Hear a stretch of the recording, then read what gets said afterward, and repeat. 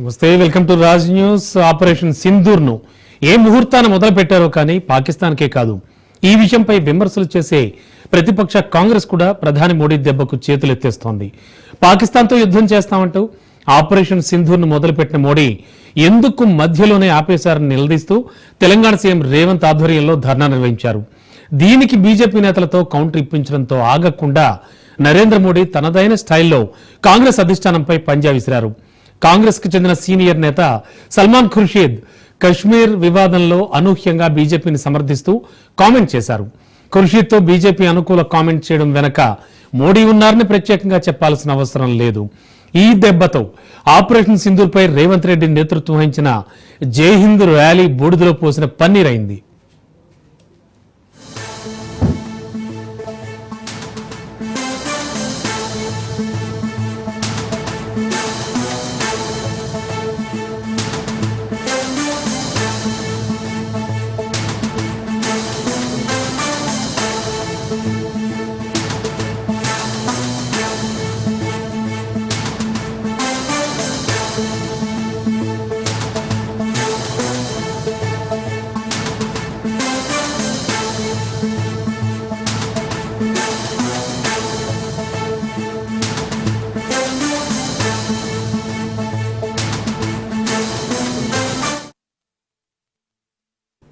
ఇక ఆపరేషన్ సింధూర్ పై కాంగ్రెస్ పార్టీ రచ్చ చేస్తోన్న వేళ బీజేపీ నుంచి ఊహించని షాక్ తగిలింది.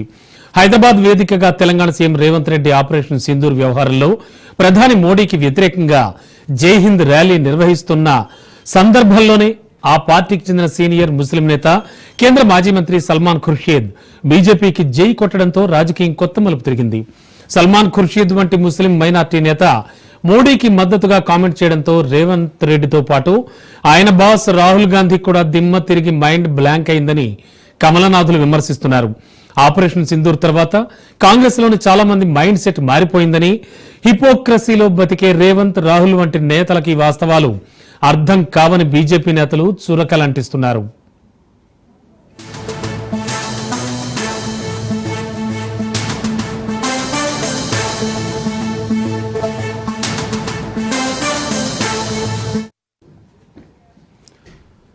ఆపరేషన్ సింధూర్ విషయంలో మోడీ ప్రభుత్వం విఫలమైందని, దేశ ప్రజల్ని మోసం చేసిందన్న నెపంతో హైదరాబాద్ వేదికగా కాంగ్రెస్ పార్టీ నిరసన కార్యక్రమం నిర్వహించి ధూమ్ధాం చేసింది. తెలంగాణ సీఎం రేవంత్ రెడ్డి దొరికిన ఈ ఛాన్స్ ను మిస్ చేసుకోకూడదనే రీతిలో ప్రధాని మోడీపై నిప్పులు చెరిగారు. అమెరికా బెదిరింపులకు తాలూకి ఆపరేషన్ సింధూర్ నాపేసి దేశ ప్రజలకు మోడీ ద్రోహం చేశారన్న రేవంత్ ఆరోపణతో ఒక్కసారిగా రాజకీయం వేడెక్కింది. రాహుల్ గాంధీ వద్ద మార్కులు కొట్టేసేందుకు మోడీపై రేవంత్ ఇలాంటి అసత్య ఆరోపణలు చేస్తున్నారని తెలంగాణ బీజేపీ నేతలు కౌంటర్ ఇవ్వడం మొదలుపెట్టారు. మరోవైపు ఢిల్లీ నుంచి హైదరాబాద్ లో జరిగే ఈ డ్రామాను ఎప్పటికప్పుడు తెలుసుకుంటోన్న నరేంద్ర మోడీ, అమిత్ షా తమదైన స్టైల్లో కాంగ్రెస్ కు గుణపాఠం నేర్పాలని డిసైడ్ అయ్యారు. కాంగ్రెస్ కు అర్థమయ్యే భాషలో ఝలక్ ఇవ్వాలని మోడీతో పాటు అమిత్ షా మాస్టర్ స్కెచ్ వేశారు. రేవంత్ రెడ్డితో పాటు కాంగ్రెస్ నేతలు మోడీని టార్గెట్ గా ఎంచుకుని చేస్తున్న ఆరోపణలకు బీజేపీ తరఫున కౌంటర్ ఇవ్వడం కంటే రాహుల్ పక్కనే ఉన్న సీనియర్ నేత ద్వారా హస్తం పార్టీకి తగిన సమాధానం చెప్పాలని బీజేపీ హైకమాండ్ పక్కా ప్లాన్ వేసింది.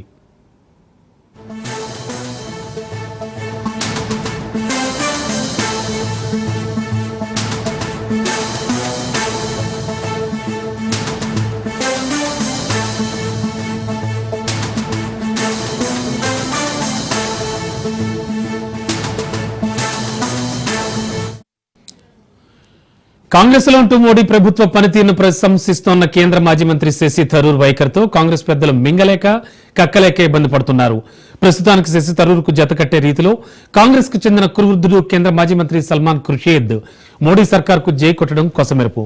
శశి థరూర్ ను కమలనాథులు తమ వైపు తిప్పుకోవడంలో ఆశ్చర్యపడాల్సిన విషయం లేదు. కానీ గాంధీ ఫ్యామిలీకి హార్డ్ కోర్ సపోర్టర్, ముస్లిం మైనార్టీ నేతగా కాంగ్రెస్ లో 3 తరాల నుంచి ఉంటోన్న సల్మాన్ ఖుర్షీద్ బీజేపీ విధానాలను అభినందించడంతో కాంగ్రెస్ అధిష్టానానికి ఫ్యూజులు ఎగిరిపోయాయి. మిగిలిన విషయాలపై ఎన్డీఏ ప్రభుత్వ విధానాలను పొగిడితే పట్టించుకోవాల్సిన అవసరం లేదు. కానీ కశ్మీర్ అంశంలో ఆర్టికల్ 370ని సవరించడానికి విదేశీ పర్యటనలో ఉన్న సల్మాన్ ఖుర్షీద్ సపోర్ట్ చేయడంతో రాహుల్ తో పాటు ఆయన కోటరీ మొత్తం అవాక్కైంది. మోడీ అమిత్ షా స్కెచ్ వేస్తే ఎలా ఉంటుందో ఇప్పుడు కాంగ్రెస్ నేతలకు తెలిసొచ్చింది. మోడీ ఎంత సైలెంట్ గా ఉన్నా ఆయన ఆపరేషన్ అంత వైలెంట్ గా ఉంటుందన్నమాట.